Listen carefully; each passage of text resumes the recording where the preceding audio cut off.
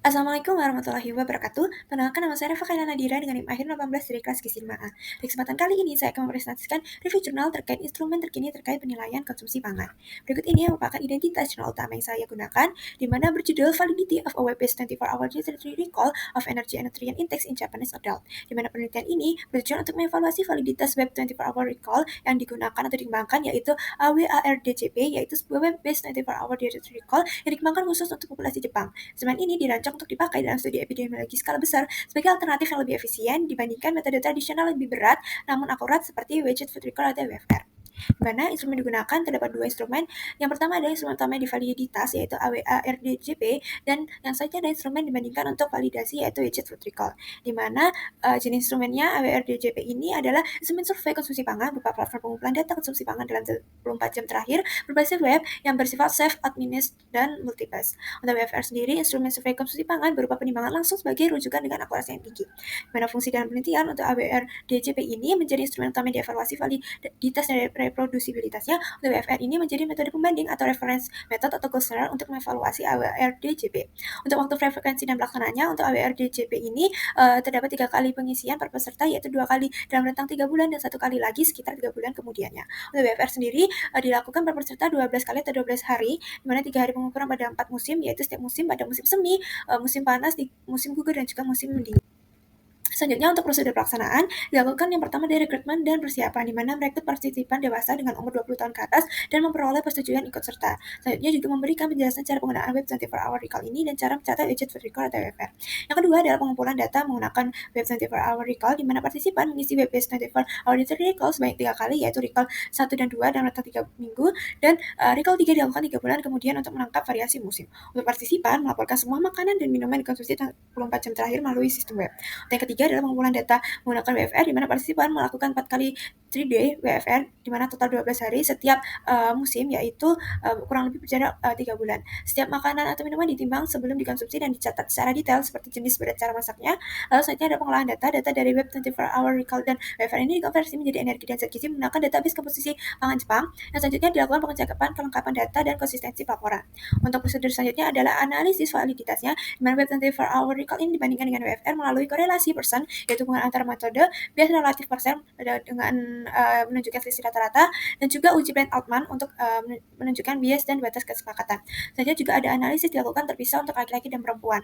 Selanjutnya interpretasi dan kesimpulan untuk menentukan tingkat keakuratan Web 24-hour Recall terhadap WFR, dan juga mengidentifikasi nutrien tepat dan yang bias, serta menilai kelayakan Web 24-hour Recall ini sebagai metode survei konsumsi pangan.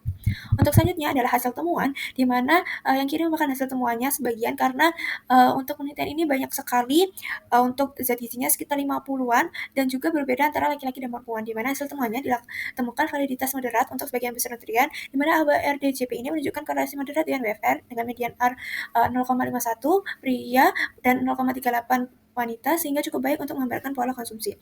Berikutnya adalah beberapa nutrien itu juga memiliki validitas yang rendah seperti iodin, retinol ekuivalen, dan beta tocopherol. Menunjukkan korelasi yang rendah menandakan keterbatasan recall untuk nutrien dengan variasi yang tinggi. Yang selanjutnya adalah bias sebagian besar nutrien berada dalam batas wajar, di mana hasil Brand Altman ini menunjukkan mayoritas nutrien memiliki bias kurang lebih 10%, sehingga 10% ini adalah batas rekomendasi, sehingga dianggap dapat diterima untuk metode web.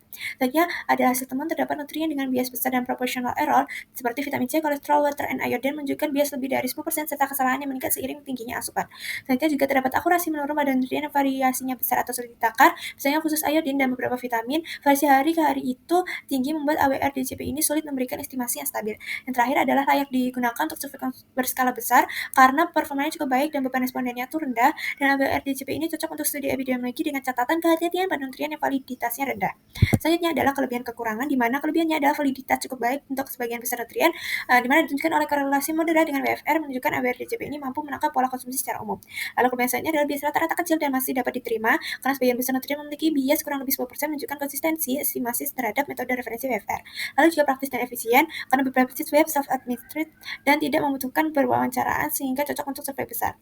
Selanjutnya juga struktur multipass meningkatkan ketelitian karena tahapan quick list, detail review membantu peserta mengingat makanan lebih lengkap. Selanjutnya juga kelebihannya karena digunakan database komposisi makanan nasional yaitu STFG 2020, sehingga membuat perhitungan zat gizi ini konsisten dengan metode yang sesuai. Yang terakhir adalah berpotensi menjadi alat standar epidemiologi karena memadai, beban rendah, dan mampu diimplementasikan dalam penelitian skala besar. Untuk kekurangannya, yang pertama adalah validitas rendah untuk beberapa nutrien tertentu, misalnya tadi iodin, retinol ekuivalen, dan beta-tocopherol menunjukkan korelasi rendah karena variasi asupan tinggi dan sulitnya mengingat detailnya. Adanya juga proportional error pada banyak nutrien, karena kesalahan ini meningkat pada tingkat asupan lebih tinggi sehingga mengurangi akurasi individu. Juga kurang stabil untuk nutrien dengan variasi harian tinggi, saya hanya 3 kali recall sehingga tidak cukup menangkap asumsi jangka panjang untuk nutrien yang fluktuatif. Selanjutnya juga terdapat tetap bergantung pada ingatan peserta sehingga estimasi porsi dan makanan campuran tentang salah meski sudah menggunakan multipass. Yang terakhir adalah populasi studi tidak mewakili populasi umum karena peserta lebih sadar kesehatan sehingga performa AWR-DCP ini mungkin berbeda di populasi yang lebih luas.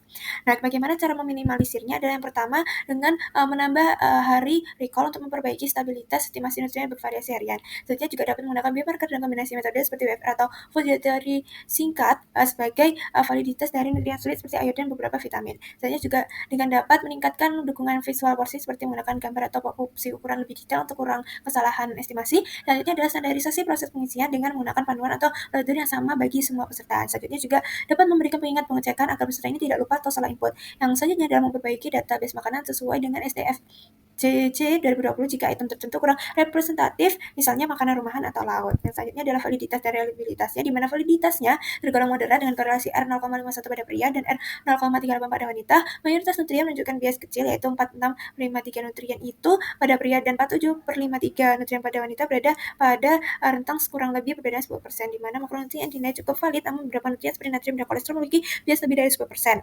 Untuk validitas rendah ditemukan pada iodin pada pria R0,18, untuk wanita R0,15, bias 53% dan 42%. Nutrien lain juga menunjukkan bias besar seperti MUFA dan juga beta-sitosantin pada wanita, serta web 24 hour recall ini valid untuk analisis populasi serta stabil untuk beberapa nutrien pada individu.